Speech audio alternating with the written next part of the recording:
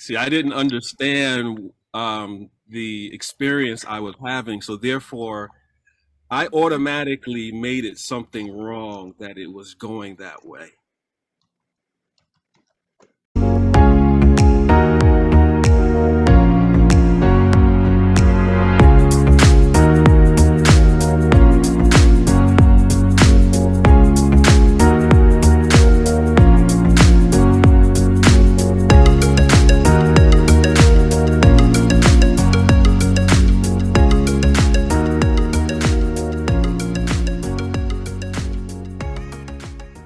See, I didn't understand the experience I was having, so therefore I automatically made it something wrong that it was going that way.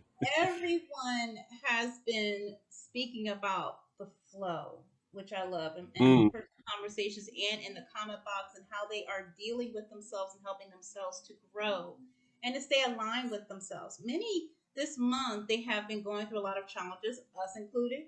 November has been on and popping, and we have been like, wow, feeling that heaviness, feeling that weight, mm, overcoming but feeling it nonetheless. I mean, mm, many have expressed being tired really early in the day, and giving ourselves that rest. But woo, it's been something, that mm. purge, trying to like take everything in stride and keep ourselves in alignment, and it's been hard. It's been hard for some of us to be in that happy flow, Mm. and just stay calm and peaceful in our minds. So all these things have been expressed. Well, I'm going to borrow a statement from some practitioners when we were going through hardships. The first time I was experiencing a hardship in their presence, all the senior people was like, "Congratulations." I'm like, these people crazy. Congratulations. I'm over here suffering. I need a pity party. I need somebody to say, it's going to be all right. Can I have a hug? Can I get a hug? Woo! Yeah. So, now that I have understood what they were meaning, I'm going to say the same thing. Congratulations. Mm. See, I didn't understand the experience I was having, so therefore I automatically made it something wrong that it was going that way. And as I practice and developed and practice, I realized that, remember we were talking about the flow is going up and down, up and down. So in light of that, when we accept life is going up and down, if we can accept that very point, it will help us understand that the highs and lows creates movement. When we release our expectation that, oh, I like it to always be high and high equals good, then when we release that thinking, when we're in the lows, we're like, the lows are great and they're also good. So in the chat, I want people to say, let me know if they're practicing like some type of martial arts, or they're in type of sport, or some type of training, education, or something like that, where it gets hard, right? You signed up for a course. In the beginning, it's a little easy because you gotta try to get it in, and all of a sudden, it goes hard, and you're like, "Whoa, what's happening here?" The challenge is on, right? But you signed up for the course, and this is what should be expected. The prerequisite said at this particular point in the timeline, you're now going to exponentially start to expand your knowledge base. And you need to pay attention and do the coursework and focus and be disciplined so that you can get over this. Some people call it the hump, or they call it the dip. It depends on how you look at it, so that you can get over it, right? So, yeah, someone's put in there yoga. Yeah, so yoga is also another system where you definitely gonna have highs and lows. And in some particular systems, it's gonna feel like a low for a long time before you get to the high. And even the gurus say, when you get to that point, just remember how far you come along, and then keep going, keep going, keep going. Master Sri Krishna, he says, just a little centimeter. You know, don't think about the outcome. Don't have no expectations. Don't have no expectations on the outcome. Just one more centimeter. Remember, that's one more centimeter than you did yesterday, and one more centimeter than you did the day before that. And but Mm, the battle in your mind. Sometimes I'm like, move. I want to like will my arm to move the way I see. I see him move. Like move, please. And it's like, in like 1 centimeter. So instead of thinking of doing this, I just think of doing mm, a centimeters like this. It's not even you can't even maybe can't see it. Can you see a centimeter? In your mind, you can see it. In your mind, you can see it. Like yeah, mm. you can feel You can it. feel it. Feel it. Yes, you can feel it. Misty Yeah. says, Misty says, I think the course I signed up for that is difficult. It's my life. Woohoo! But All right. I will Yes. go the distance, she says, and raise Mm. above all the obstacles. Yes. Yes, Misty. That's the right spirit. Go ahead, girl. It's my spirit. Yes. Missy, you have the right spirit. We want to in this moment extend that energy to those who are in need of that type of energy right now. Those who need that kind of light and determination.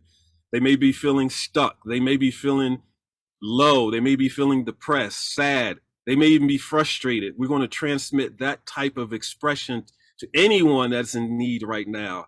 We're going to just send it into the atmosphere, and we're going to hold in our energy that they have received it in this very moment right now. And we're just going to let it be. Yes. Missy, that is it Missy or Misty? Misty. Misty. You are so much in alignment with something that we forget at times. We signed up for this. And we have a lot of people who've come over time that signed up for this as well. And a few of them along the way figured this out. And it's that spirit that you have, that spirit of that determined spirit that is victorious, that says, no matter what happens, I already won because my mindset says so. I accept. I accept. That is one of the first base moves you must take on in this world to be successful. It's to accept the way it is. And some would say to accept the way it is not. Plant the seed and you get the fruit. DeAnna was as mentioning earlier before we just went on about the way we formulate things from our childhood um and the way we see things, you know, as we grow and we accumulate so much over time. No matter where you are in your timeline right now, for those who are watching, we might want to consider we've been accumulating things unknowingly, and it's been causing a lot of weight, and we don't know why. So when we go and rest our head at night, we feel heavy. So many concerns and thoughts about this and that. And we're like, what's going on? I mean, my life was good before. And when we were a child, we didn't have too many concerns because we were just observing so much. Key factor. We were just observing. We didn't attach ourselves to what we observed. We were just watching. Look at a child. They're looking at every nuance, but they haven't attached themselves to what they've seen just yet until they hit that ripe time frame between 5 and 7, and the formulation of the mind starts to crystallize, and it wants to identify the things that they see with itself. So it must be this because I see it so often, so therefore I must be that which I see.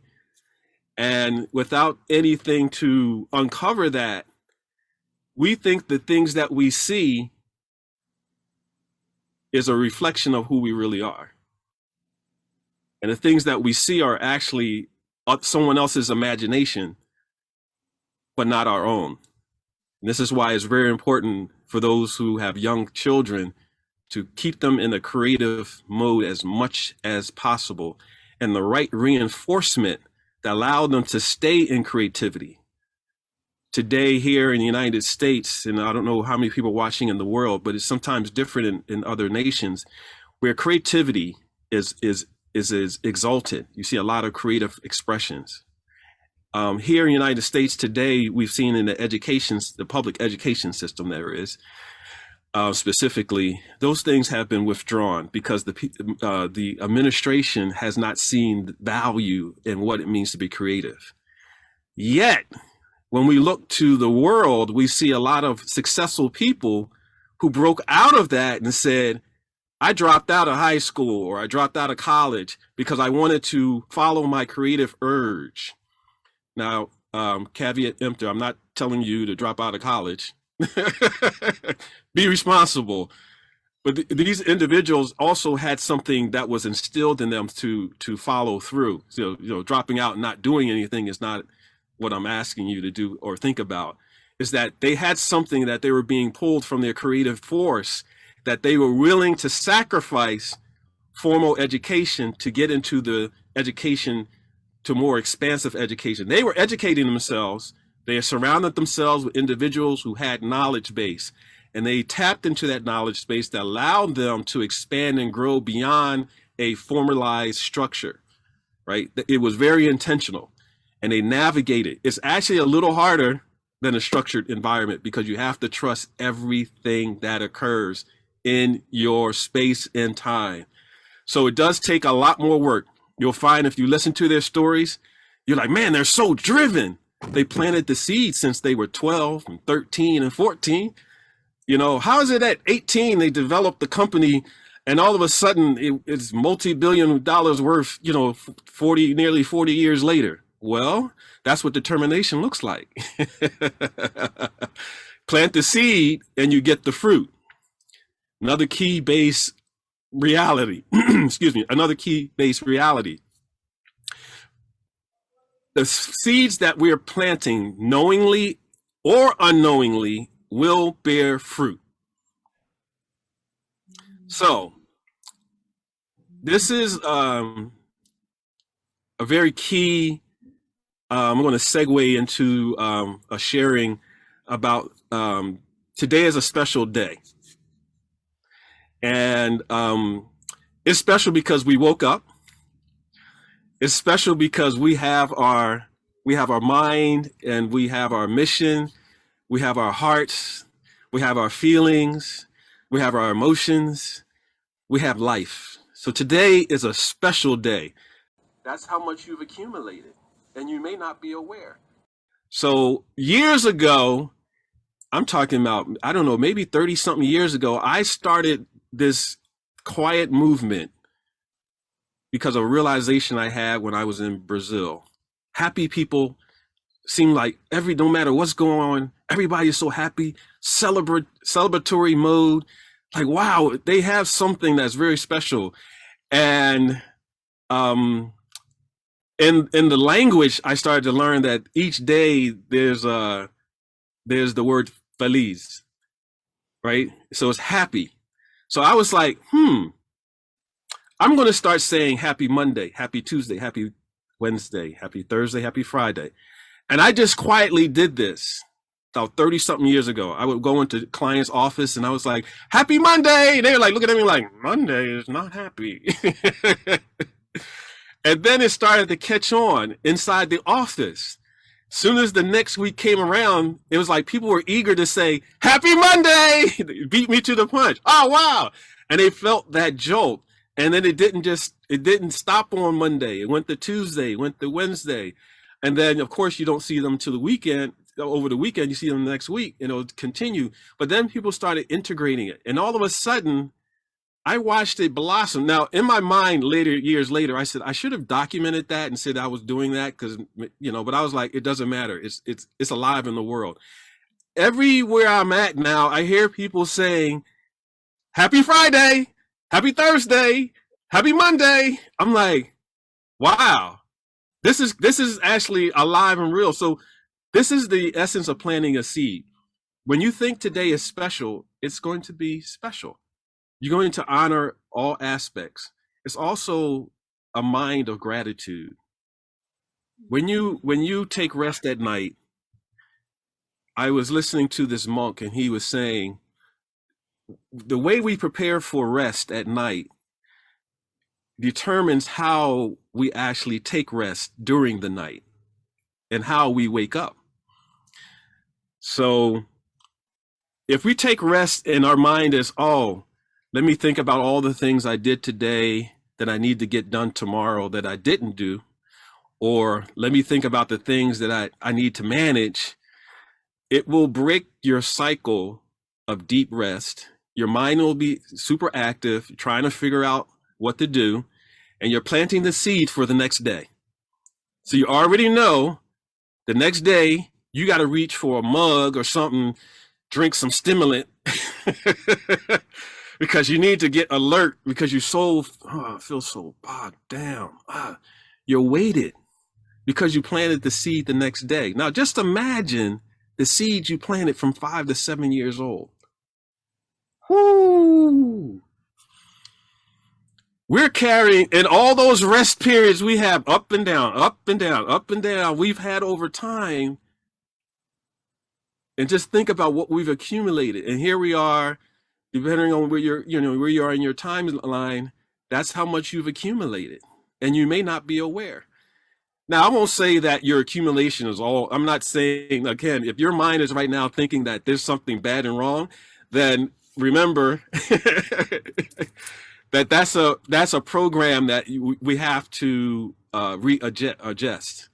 When I say we're accumulating, I'm not saying that there's something wrong about that. It's just an awareness. It's just an awareness. Today is a special day, is it not? I'm aware and present. Today is a special day. So, in what makes it special? We have the full moon, and we have an eclipse. This lunar cycle taking place every 28 days, cycling, moving in natural rhythm. We have an eclipse taking place. For me, it's also acknowledgement for a very special celebration in Thailand that took place. They're 12 hours ahead of us, so they're already in. It's in the evening now there, but they have this festival called 𝕱𝖑𝖆𝖊𝖘, and 𝕱𝖑𝖆𝖊𝖘 is a very touching expression in Thailand because it's an opportunity for you to release your old ways, bad habits, to release them ceremoniously. I remember the first time I experienced 𝕱𝖑𝖆𝖊𝖘. I was in Thailand for my first year there, and I spent a consecutive time frame of about 3.5 years.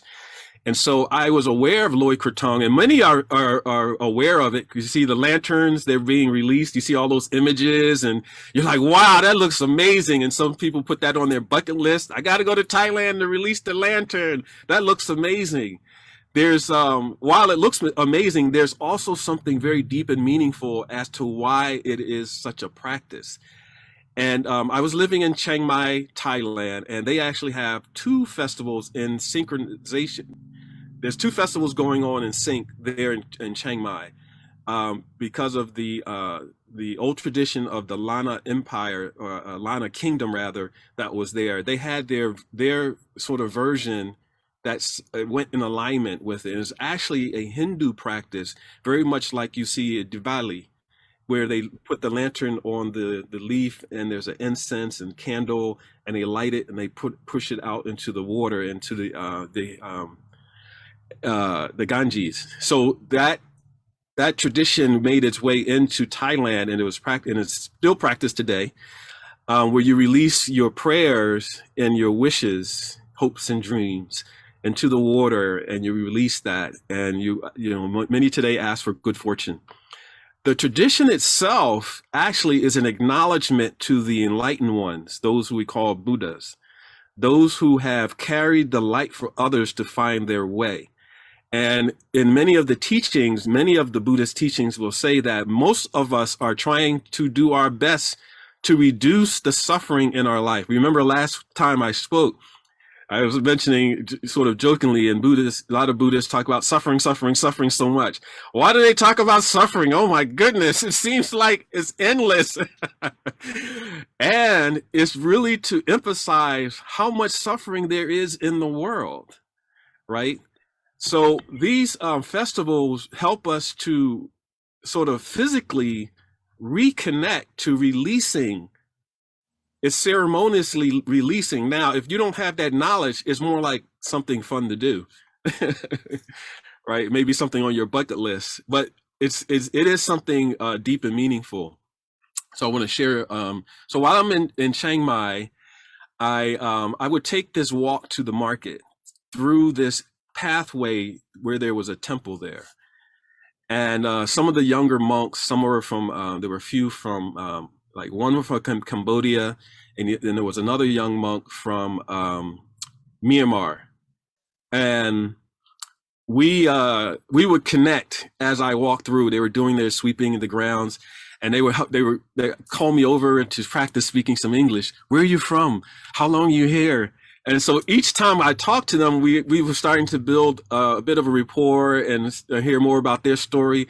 And I was like, so why did you become a monk? They were like, 14 and 15 years old. I was like, wow, tell me, why did you become a monk? And they said, excitingly, they like, it's to honor our family. It brings blessing to our family. It also reduces any bad deeds and karma that we've accumulated over time that may be in our genealogy. I was like, ooh, that's deep. 14-year-old, you already know that? They're like, we're going to end the suffering cycle for our lineage. I said, wow, that's deep. That's very deep. And I went to the market and I was reflecting on it, and I was buying some fruit and I got some juice, and I came back. They saw me again. And they said, oh, what are you doing for the 𝕱𝖊𝖘 festival? I said, I don't have any plans. I don't know what I should be doing. Oh, we want to welcome you. You have an invitation to come to the temple tonight to participate. I was like, really? They said, yes, yes, yes. They said, now the way it works is we're going to do the senior monk, the abbot is going to give a sermon. It's going to be all in Thai, but don't worry about it. Just come from your heart. I was like, And it's going to be about an hour or so, and he's going to read some Dharma talk, and then everyone's going to listen. Then after that, we're going to sit in silence. And then after that, we're going to release the lanterns. And at that moment, I was really touched, because I was like, oh, this is much different than what I'm hearing about people talking about. Go buy some lanterns and have some fun. Yoo-hoo! This felt like, wow, this is I'm going to really be in the essence of it. And this is a neighborhood temple. So this is not like, so just to give you context, to paint a picture, Chiang Mai is sort of like a tale of two cities. It's an old city, ancient old city, 1,000 years old, plus the new city that's built around it. So imagine a square of the old city, and there's a moat of water around that, and everything outside of that is a new development. We're talking about modern city. So I just happen to be living outside the old city in a little part of the city where that area is very residential, and there's one temple that's pretty big that's sitting there, and it's like that temple's been there for, I believe, 500 years, that temple ground. And everything was built around it. So the streets aren't straight. So, and then when you walk in the gate, it's like you walk into another zone. It's like they call it a stupa. Looks like a peak that goes up big base at the bottom, and it goes up tall at the top. And you can look, do a YouTube video and check it out. Stupa, Stupa. And these are, I found out later, these are transmissions of energy, of prayers that go into the atmosphere. So when you walk by it, you kind of feel something. And then when you go towards the actual, it's like a theatrical entrance. You go and it's like, you can see the Buddha image that's inside the temple from the back as you're walking in. And it's quite large. It's like 2-story high. So you're like, wow. So the closer you get, of course, the bigger the Buddha becomes, right? And then you have to go up these steps, and then you take off your shoes, and then you do your 3 incense to burn, you offer that. And then you go inside and do your bows, right? So that's I want to give you an essence of when you go into the space. So that evening, I made sure I ate early, and I was ready. And I went there, and they were happy to see me. And they told all the other monks, and they were like, oh, he's here. So I go up, and then I take my shoes, we do the obligatory bows, incense, and everyone's prepared. And everyone's sitting there. And to deepen the visualization, there was a series of strings, white thread, that was connected to the hand of the Buddha image. And it was a grid, and everyone was sitting under the grid, and they had either the string on top of their head. Some people wrapped it around their head, and it signified the connection. And I was like, wow, that I've never seen that before, ever. And it just really gave me something. Wow, it let us know we're all here connected. And we're all here connected to, in this moment, to the gracious hand and wisdom of Buddha, this Buddha image. So that was very moving. And then the sermon went on, and we were listening, and I was really feeling, I don't know what exactly the Dharma words were being said, but I could feel them in my heart. And then when we went to release the lanterns, we were all inside this prayerful mindset. But we're also excited. All the monks, I was like, they were excited, and then everyone stood in circles. Each person stood in their own little grouping of circles, because it took 4 people and to hold together, and they guided us through. And so the monks were like coming in, all right, now hold your part. We hold here. Someone lights it underneath, and I hold the intention. We're really helping this person's prayer to move, to release into the world, to go into the atmosphere. And you visually, and there's something I can't explain. You have to experience it for yourself. As the lantern heats up, it's a paper lantern with a wire and holds like a little candle inside, a wax piece. And as it heats up, you start to feel it gliding a little bit. And then at the right moment, without any cue, we all let go, and it just smoothly glide up, and it's just going up. And all of a sudden, it's above your head. And then you're looking up at the fire. Then it goes up, and you just keep your eyes gazed on it until you can't see it anymore. Because by that time, there are at least several hundred lanterns all around the city being lit and released. So that festival is taking place right now, and pretty much right now in in Thailand, at this time. Yeah, because at night, you release the lanterns at night. So it's around this time that those lanterns are released. And at another part of the city, they're also releasing the little krathong for the 𝕱𝖊𝖘 festival. And that's where you release into the water, the little candle, your incense, flowers, and some fragrance. And you release them. And it's very gracious, because you see the families, and they're all walking down the street. Everyone has their krathong in their hand. They're like, we're going to release this into the water. And it's a pilgrimage to walk to the area. And it's so precious. So my mind went there. I was like, wow, I'm kind of missing Thailand really, a lot right now. And I'm missing this timing, because it's very special, a very special time. But I'm here, and I'm in the spirit at a distance, and allowing the light to shine. So my question for everyone, what makes your day so special right now? Being alive makes my day special right now, and living in the gratitude of the universe, and being able to pray for the universe Mm. and know that I'm praying for myself.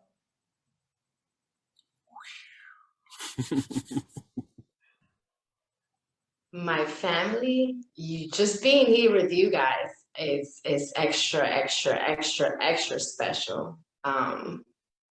Because because we could have chosen to be anywhere else, and instead we came and we're here present, not just for us but for the rest of the world. I would love, David, if we can put some prayers out for the lanterns and for all of it, as a collective together here, so we can send that out into that, because that's what some of the things that my angels gave me last night. It was intentions in setting out prayers to the world.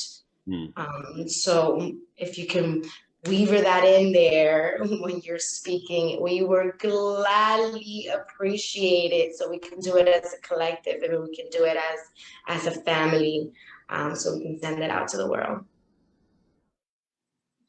Absolutely.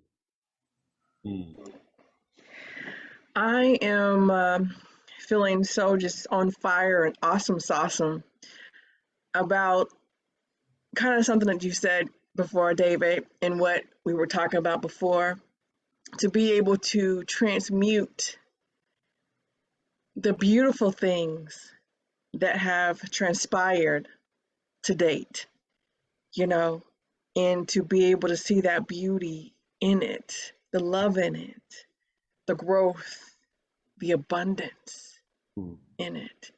So I'm standing up just in love today of the ups and the downs, and when I didn't love myself and when I did love myself, and just woo. So I'm just cheesing today. I feel that. For those who are moving with a focus and destination, we want to have micro practices that formulate realities for us later on. I want to share something about the practice of flow, and how we can integrate it into our lives. So let's get ready for some tools. I like to call them tools. We're climbing a mountain, and we need to have some tools to be able to get to the top of the mountain.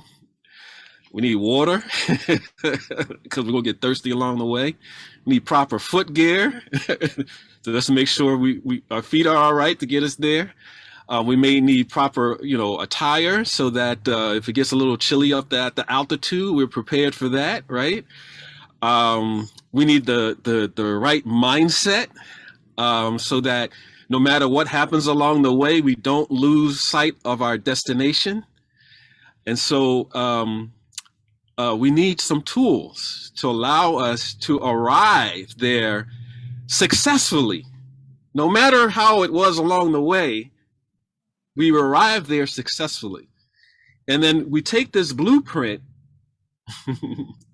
and we map it to our lives. So the next day, we apply this blueprint, and then we know that I'm climbing to the top of the mountain. No matter how hard it was along the way, I am clear my destination is XYZ. Or someone say XYZ, depending on where you are in the world. And we don't lose sight. So let's not lose sight, but let's get some tools to allow us to get there. So I want to talk about rest. I mentioned a little bit about that. So it's imperative that in our place of rest, our bedroom where we take rest, we have it set up to actually take rest, not something other than rest. Take rest. So take a note. If you look into your bedroom, is it set up with a huge entertainment system? Do you have all kind of devices there that bleeping and bopping and flashing while you're there? Do you have a refrigerator inside your bedroom?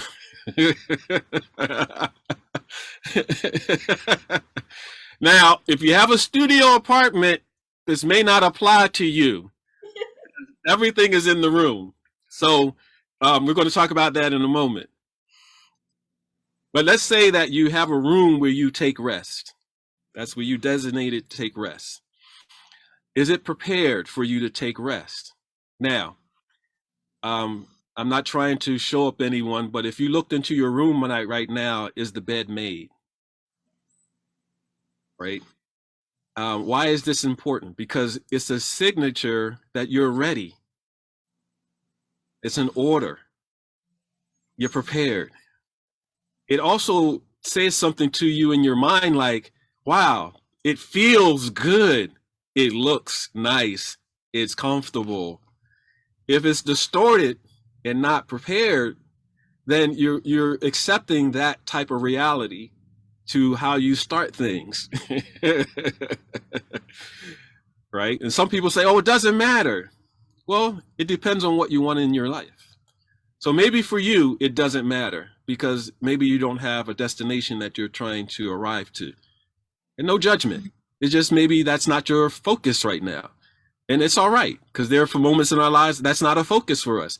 For those who are moving with a focus and destination, we want to have micro practices that formulate realities for us later on, right? So if your bed looks unclouded, then automatically your mind is unclouded. And truthfully, the bed is a reflection of your mind state, right? So you just want to set a little order. Next thing I want to talk about in rest is, and this is a challenge today, and I understand that. I experienced this myself, and at times I just have to accept this is part of the ups and downs. But we do want to consider setting a consistent rest time frame so that we have balance, or I would say harmony, as to the time that we take rest, right? So that you allow, you prepare the space, so you want to prepare the time that you're going to be in your rest space. So a couple things: turn off your devices when you're about to take rest. That's no flashing, no nothing, right? Turn it off. Some people required an alarm to wake up. I would like to say that if you can, try to practice on the weekend, not arising that way, so that you can get into a natural rhythm. And I'll give you some sacred act that you can do so that you can wake up with alertness and not have to grab the big mug of stimulant. Because some people are like, oh, if I don't set the alarm, I'm not going to wake up. I understand. We've all been there. But we want to set the seed before the night before. If you set an intention before you take rest of the joy, the gratitude, and all the wonderful things that you're going to experience the next day, and you're setting this wow and wonder energy, then you're going to move into that during your sleep cycle. And then when you wake up, you're going to like, I'm ready. We see this in children. They haven't distorted this reality for themselves. They wake up so quick and so eager, and they start running around. You're like, wait, what are you doing? It's not time yet. I'm not ready. Because we as adults, we're carrying all this weight. We wake up. It's like we got to come out of this whole zone. Oh, this is already morning. No, what happened? I was so good when I was sleeping. We start resisting waking up. Is it true or not? Have we not experienced this, right? So So what we want to do is just take on the micro practice of generating energy, jovial, youthful, juvenating energy. So the next day that you step into that. Many people know this. Don't go to bed upset, angry, frustrated. It is you're going to walk into that in the next day amplified. So if there's some incompleteness about your day, that you have the power to communicate, if it's with another human being, to communicate and say, I'm not going to take rest until I get this complete. I want to get this matter complete with you, and then you release it, get it complete. If you have a task that you did not complete, do not make yourself wrong about it. Set the intention, observe it, and say, I will move that task till tomorrow, and I will do it joyfully with gratitude, and let it be, right? Also, do not take snacks before you take rest. Aha! Yeah, don't be snacking.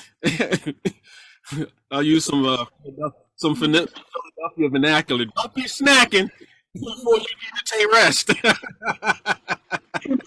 Okay, all in the chat, we all saying David calling us all out. I mean, Rain said I've dumped my laundry on the bed. I'd be like, girl, he called you out. And when you were talking about the alarm and stuff and waking up, oh, wow, it's the morning already. Calling us all out, man. Calling us out, David. Yes, I'll be snacking. So I wrote it down. Don't be snacking before you rest. So you might be wondering why. So really easy, it's very simple. You're not preparing yourself to rest. You're preparing yourself to eat. And your digestion is going to be active. So when your digestive system is not at rest, you are not at rest. Period. I remember about a month ago, I met this elder, I believe he was about 70, and he looked good for 70. He looked really good, and you can't always go by appearance. But he told me, and we were sharing, it was some other elders there, and we happened to talk about martial arts, and there was a group, they were elder martial artists. And I was like, oh, great, we share some pointers. And he was telling me, he was bragging, he only gets like 2 to 3 hours of sleep every night.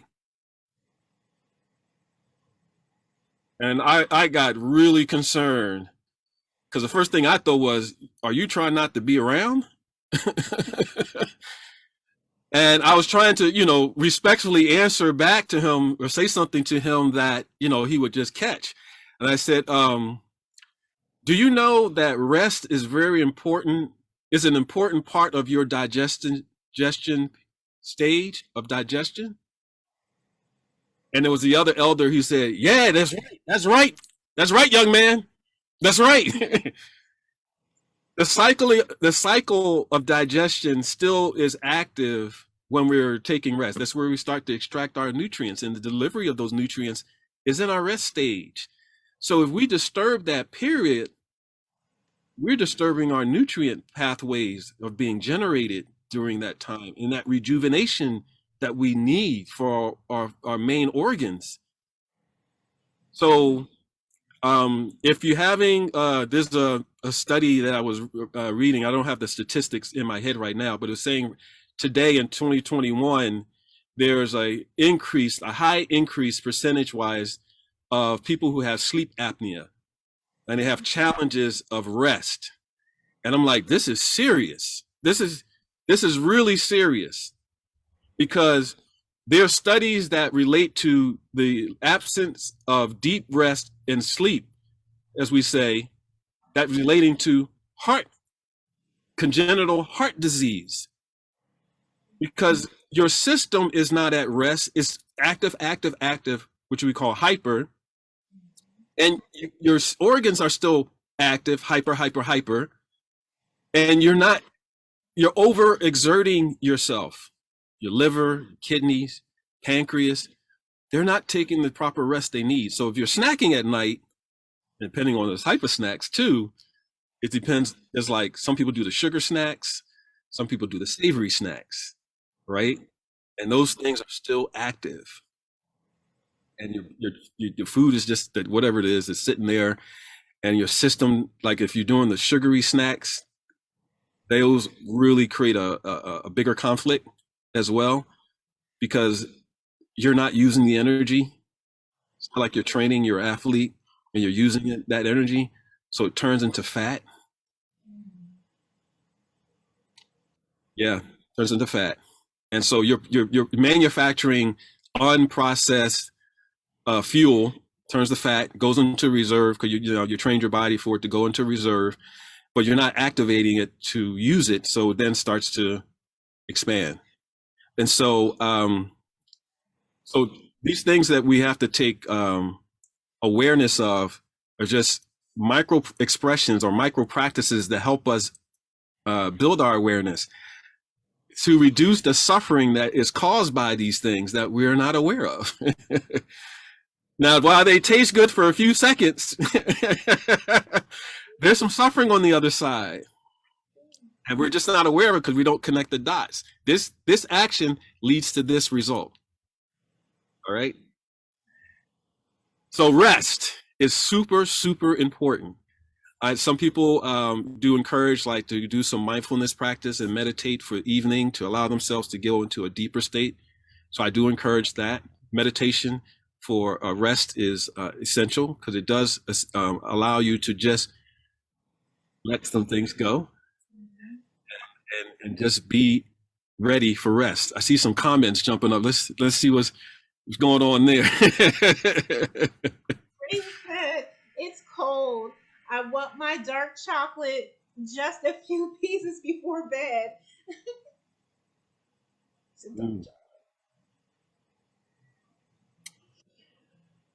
So I understand that. I understand that from survival training. And if you're in a cold environment, like you're camping or you're mountain climbing and you're cold, there's actually a benefit to taking like dark chocolate. There's actually a benefit. So it actually is a fuel that helps your body generate heat. So you actually do burn it off. So, but don't everyone go running out, because if you're in your puffy, he said you can eat the chocolate. Dark chocolate. Didn't say anything. It's dark chocolate. Some people go to. How I overcame my chocolate addiction was changing it to dark chocolate. Yeah, so because I found out the benefits for it, and it's an antioxidant too. So. Antioxidant, yeah. So it's very helpful. It's medicine, and you just have to use the wisdom. You don't eat the whole bar. No, that's the other thing. They said to like a little square like that. It's broken up the squares, and that's your portion. Eat your portion. Break the whole bag. Yeah. Don't eat the whole. That'll set off a new set of results that you may have to contend later, or will for sure. So I think everyone kind of understands, and you can deepen your reality just doing some research on your own and understanding how precious. Just say this to yourself: rest is precious. It is worth more than gold. Rest is precious and is worth more than gold. Because when you see these people health bills, these medical bills, as a result of them not taking rest, and you realize how much worth it's worth more than gold. Be mindful of how you set your plans, that you don't go too far out of your means to try to get something complete. I want to talk about another point inside of this sort of flow practice, and that's around planning. Simply, it's being present. So when you plan an action, it's so that you're present to what there is to do. So when you go to do it, you're already in a state of readiness. Just like when your bed is ready, you plan to take rest. So planning is an essential practice for allowing the flow to be present. If you know that you have a destination and you plan to be there on a certain date, time frame, etc., then you set the parameters that allow you to be there. Now, I will say that there are times that I practice a thing called plan, no plan. It's a plan with no plan. I plan to allow myself to just be in the universal flow without my mind and my direct movement of what I say I want to do, ego. I'll drop my ego and allow myself to be moved by the grand plan. That's what I'm talking about. Plan, no plan. And shout out to some of my friends in Thailand, where this is where we would have like these actual real experiences of this. And it's so a lot of people start to say this, plan, no plan, right? And because it's actually a very functional reality. It's the letting go of it having to be a certain way. You still maintain intention, but you drop the ego so you don't get caught in the flux of the ups and downs, saying this is good, this is bad, this is good, this is bad. You actually, because you accept all things that occur inside your movement. Plan, no plan. Now, planning is essential for depending on where you want to go. Some people have financial plans, right? They want to reach a certain goal, so they have to do practice something every day at a specific time to get themselves to that goal. And then once they reach there, then they're like, my plan got me there, right? Some people who are in different industries, planning is essential to getting a project done, working with a team. So many different expressions of plans. What I want to say is,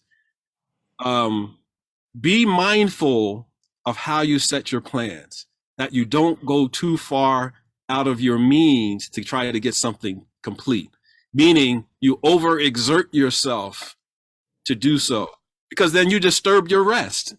You disturb your whole flow. It's like you can get so determined that you don't get the result that you need graciously, right?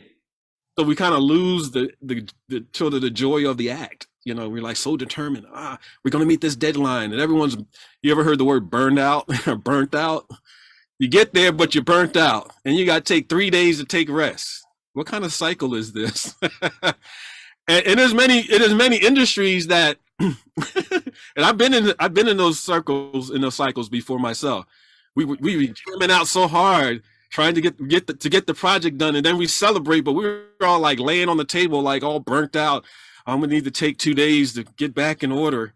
Then what was it all for?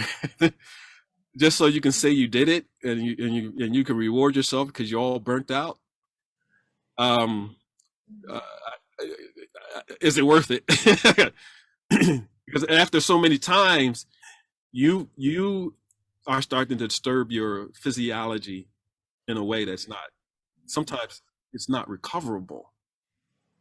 Doing these adrenaline pumps and doing these, firing off your synapses, going through these emotional highs and lows, you start to burn out synapses along the way and your healthy immune system.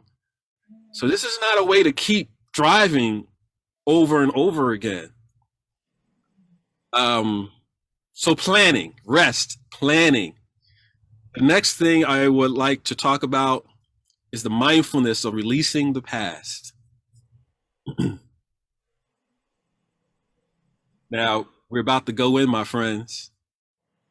We're about to go in. So I'm going to preface this in Buddhism. There's some wisdom that we are adhering to around suffering, and I want to share why there's a focus on suffering, and it's based on the 4 noble truths of Buddhism. And the first one is the truth of suffering. It also is accept that there's a suffering there. So a lot of times I'm not suffering, my life is good. I'm not saying that your life is not good. I'm saying it is said that there's a truth to suffering You may not be suffering. Somebody you know is suffering. And there's a reason that there's suffering. To understand the suffering yourself or the suffering of others is essential. Yeah, while my life is great, that's good. But how purposeful is that to me or my family or my friends or people I meet if I'm not available for them during their times of suffering? You know, our context of suffering is like you always have to be in it. No, it's when you're in it. So it doesn't mean you're always in it. But there is a underlining reality of suffering that we are living inside of and we're not aware of. The second one is the truth of the cause of suffering. Right? So first you just got to accept there's suffering in the world. The second one is to get to the reality or the awareness that what is the cause of suffering, to get to the truth.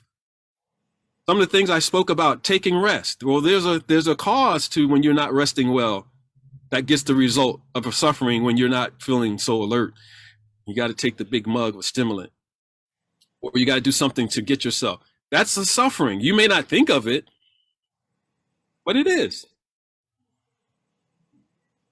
Third one is the truth of the end of suffering. Well, I always like to say the how to. How do we end this suffering?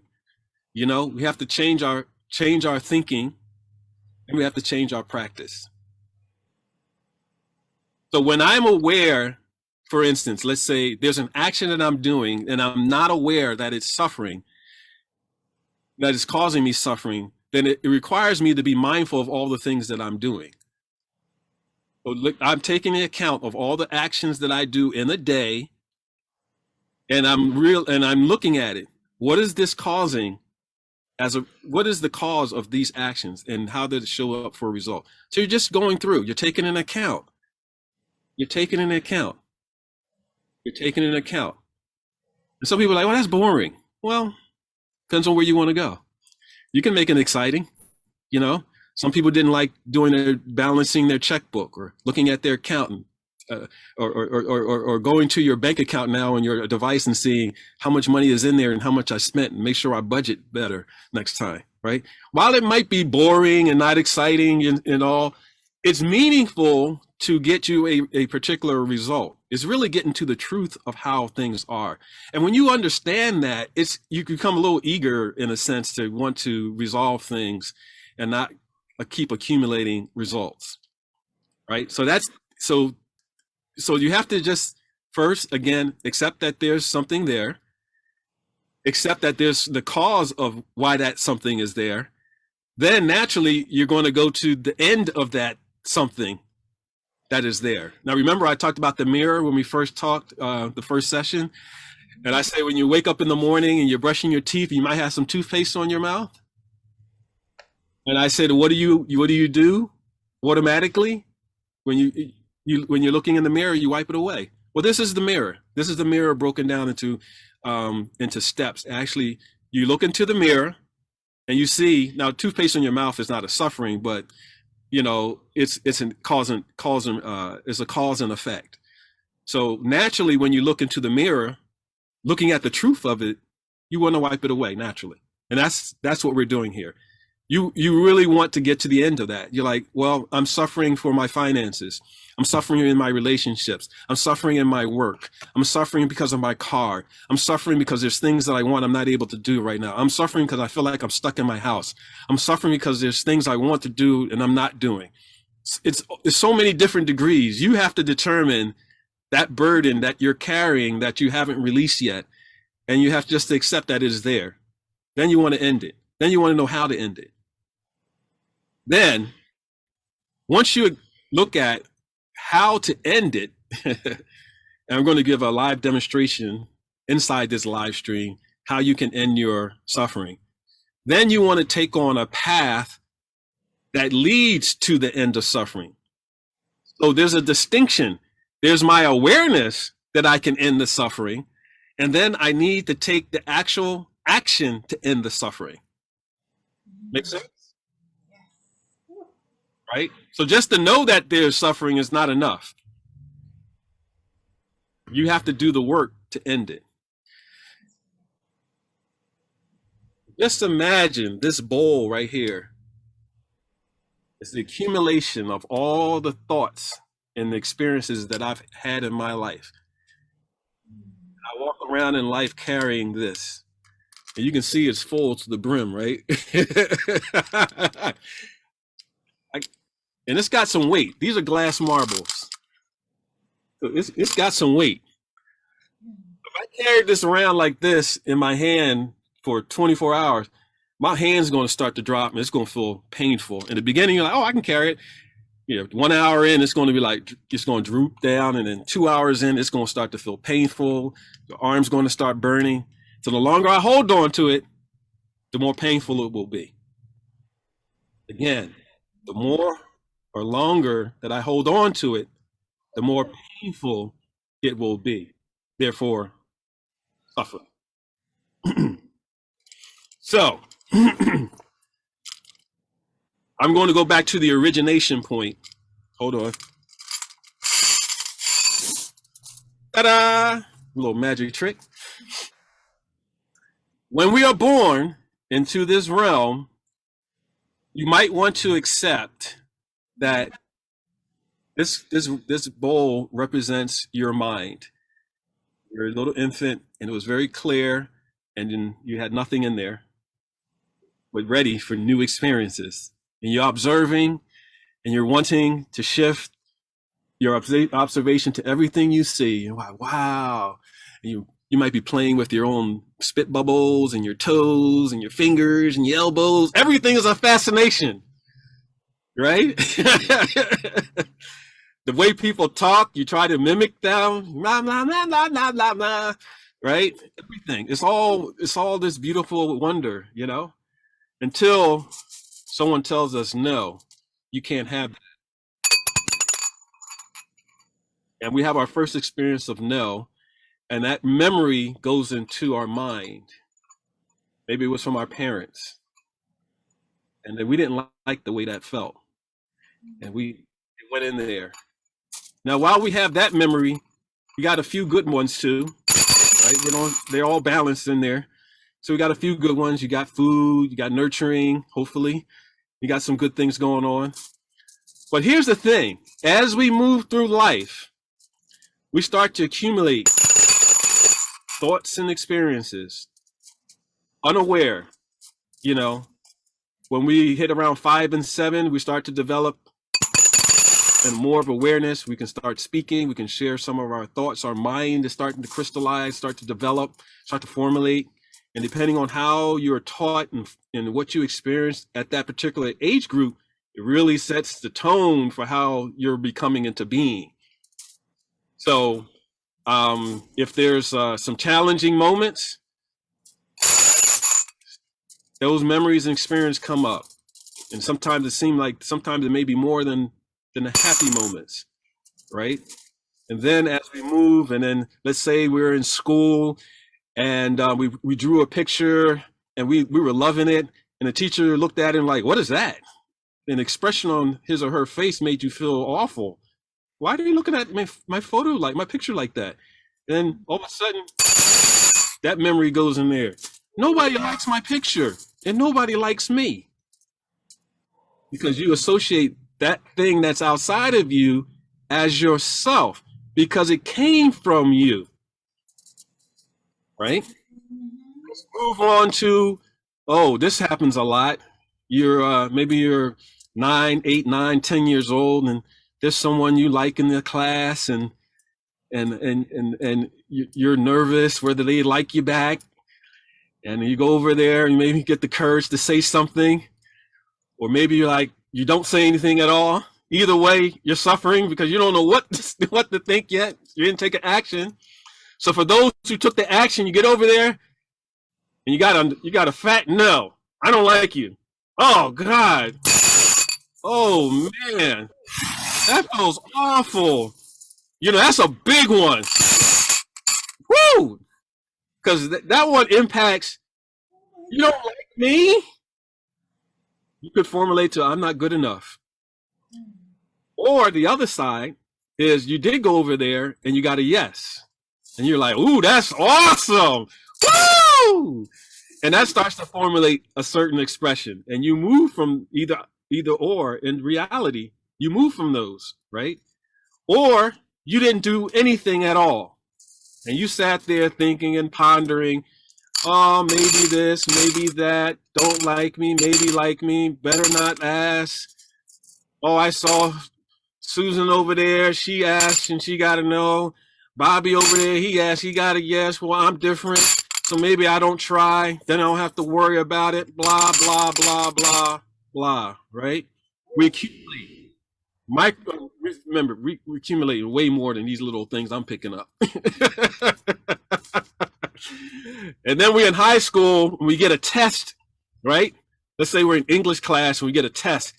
And you've been studying for days and weeks for this thing. You know, this is like final exam.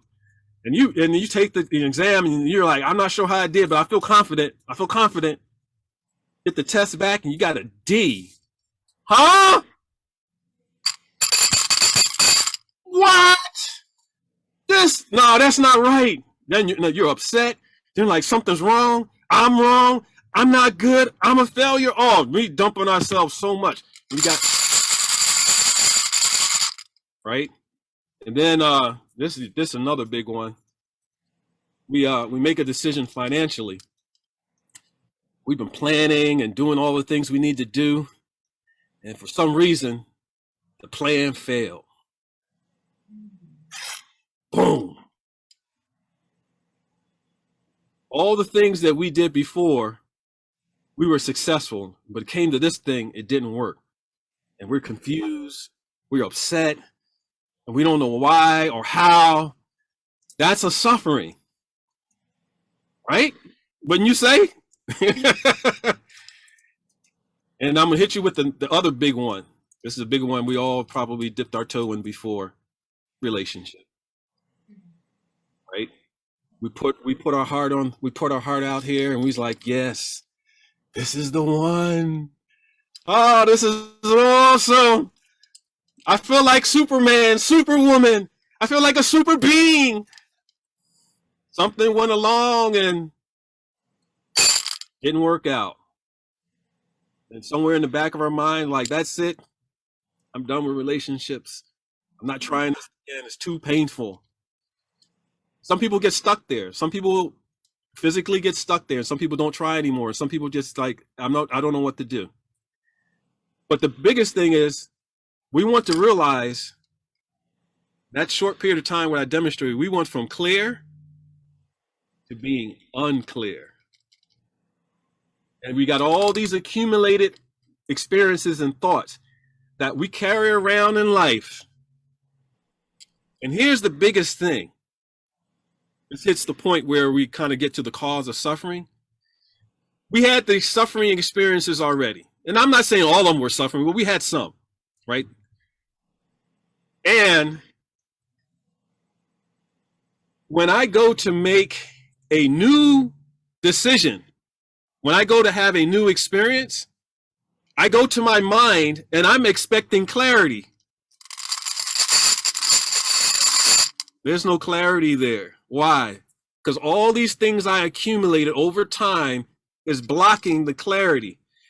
And on top of that, any new experiences that remind me anything of the past they'll start to come up. I'll go back to 5 and 7, 7 to 12, 12 to 18, 18 to blah, blah, blah. I'll start reaching in and recalling every experience that's associated with the new experience. And I get a wave of experiences all in one. In other words, I get a concentrated experience in the moment right now. So I'm not even freely in the moment anymore. I'm stuck with whatever happened back there. And here's the future, or here's the present, and I'm still stuck there, bound, and I don't realize that this weight I'm suffering with in my life, I'm carrying it to every new experience. This is why it's important for us to have a practice, for us to be able to see, oh, I have some stuff in there. First, the truth of suffering, acceptance. Then, oh, I take out one, but what's the cause of this suffering? Then I examine it.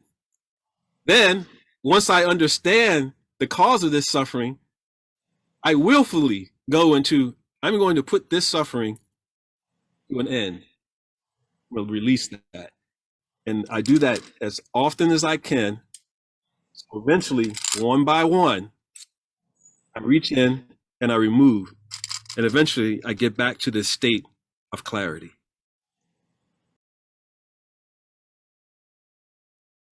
So I'm feeling that some people are like, oh, wow, I felt that.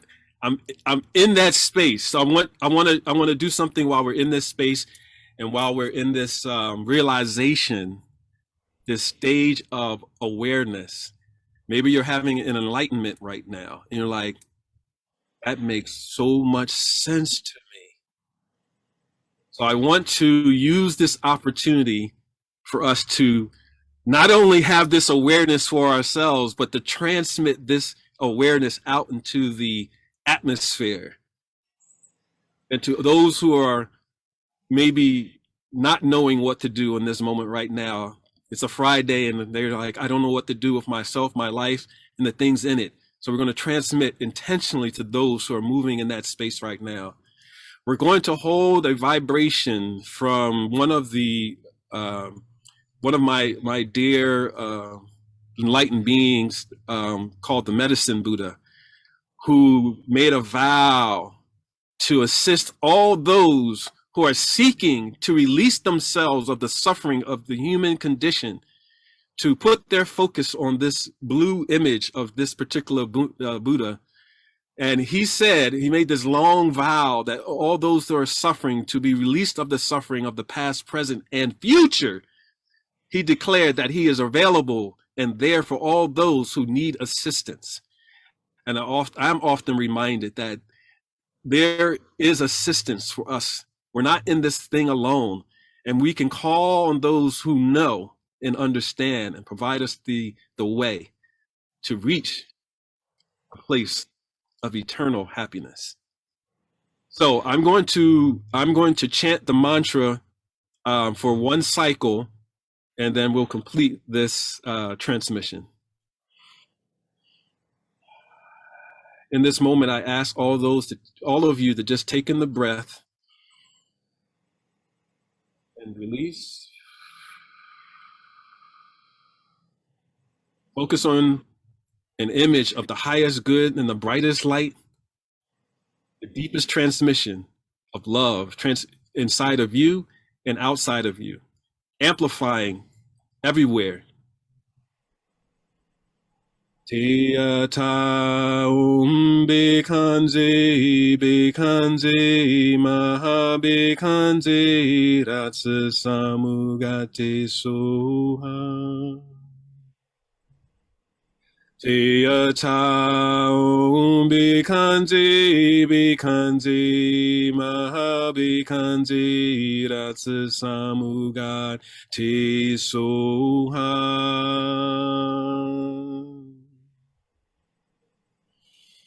Tia ta 𝕱𝖑𝖆𝖊𝖘 ratsa samugate soha. Tia ta 𝕱𝖑𝖆𝖊𝖘 ratsa samugate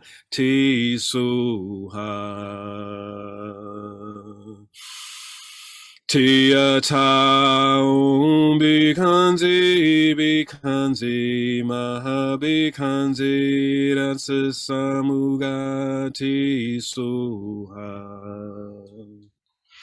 Tia ta 𝕱𝖑𝖆𝖊𝖘 ratsa samugate soha. Tiyata Bikanzi Bikanzi Maha Bikanzi Rasa Samugati Suha. Tiyata Bikanzi Bikanzi Maha Bikanzi Rasa Samugati Suha. Tiyata Bikanzi Bikanzi Maha Bikanzi Rasa Samugati Suha. Tiyata Bikanzi Bikanzi Maha Bikanzi Rasa Samugati Suha. Tiyata Bikanzi Bikanzi Maha Bikanzi Rasa Samugati Suha. Tiyata Bikanzi Bikanzi Maha Bikanzi Rasa Samugati Suha. Tiyata Bikanzi Bikanzi Maha Bikanzi Rasa Samugati Suha.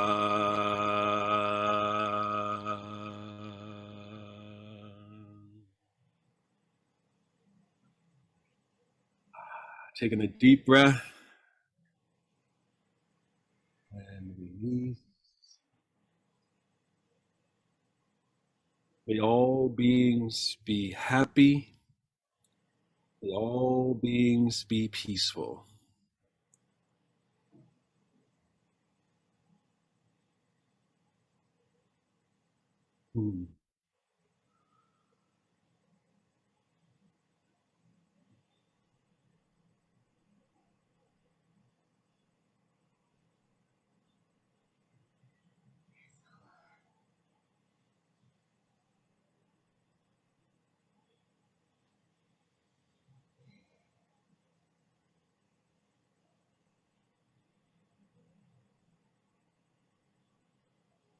Praise the Lord. Oh, wow. Thank you.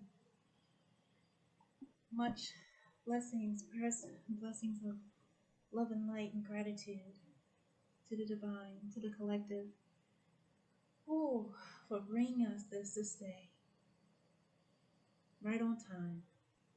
We all needed it the most.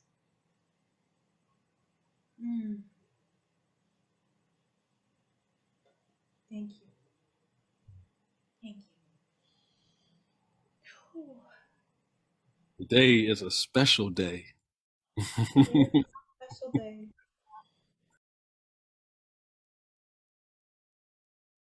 And thank you so much, David. I was thanking my spiritual team because, they let me know that today was going to be a very special and happy day. And, that's why I'm in this moment. But I would love to share what they said last night. And that will be my last share for today. Our intention for the future of the world. We want you to be happy, full of light and love, detached from the outside world, and to give yourself the time to love, heal, live in positive life. We hope and pray that you continue to see us in every area of your life, and that every day is full of laughter and joy. I love you all so much. I was like, so when you were sharing and you were saying all these things, I just kept looking at the notes that they gave me from last night, and I was just like, okay, all right.